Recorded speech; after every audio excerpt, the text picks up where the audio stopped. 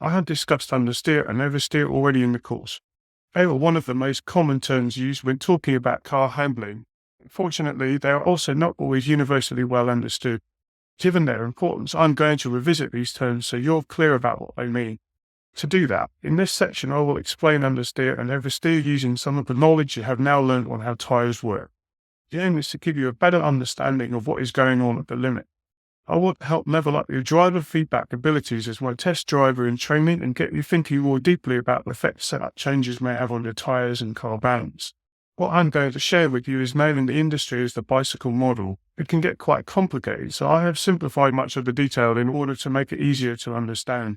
If you are up for it though, I would recommend reading the more proper engineering definitions linked in the further resources section of the course.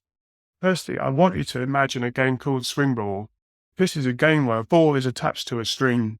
As you hit the ball, it goes around in a circle, constrained by the post in the middle. Okay, here is a representation of that swing ball.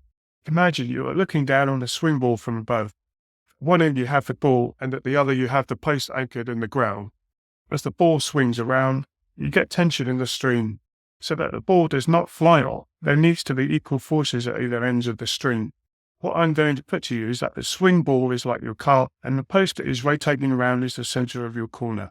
You can imagine that to hold the car going around the corner you will need some strong string. So now imagine that I replace the swing ball with a swing block, and instead of one there are now two super strong strings.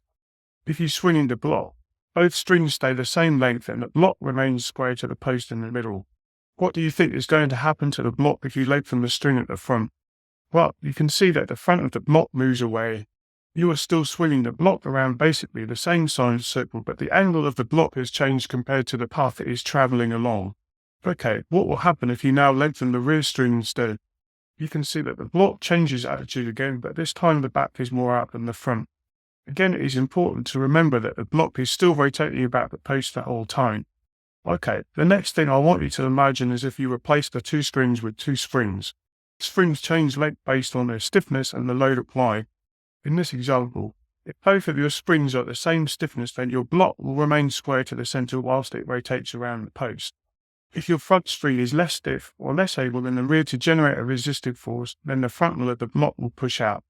Equally, if the rear spring is less stiff than the front, then the opposite will happen and the rear of the block will rotate.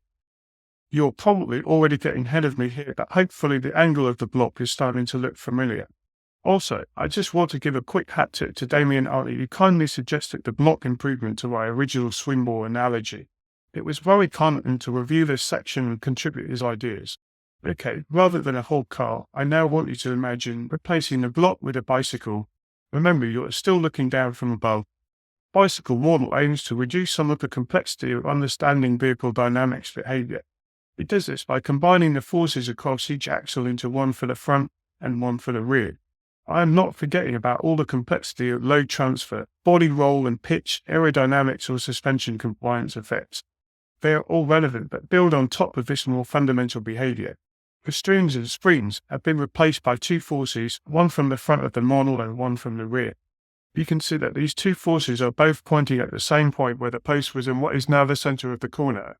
This is because the bicycle is turning around the exact same point. This point is now the center of your corner. The bicycle model also reacts the same as the block. If there is less force resisted at the front than the rear, the front of the model will push out. And if there is less force resisted at the rear than the front, then the rear will start to loosen instead. Using the bicycle model, you can now get a better understanding of understeer and oversteer. For your car, when the front and rear are balanced, this is neutral. The definition of understeer is when the front has pushed out wider than the neutral angle. The angle of the car body is understeered compared to the angle it would be at for a neutral setup. The definition of oversteer is when the rear has pushed out more than the neutral angle would need. The car body is therefore oversteered compared to the neutral car.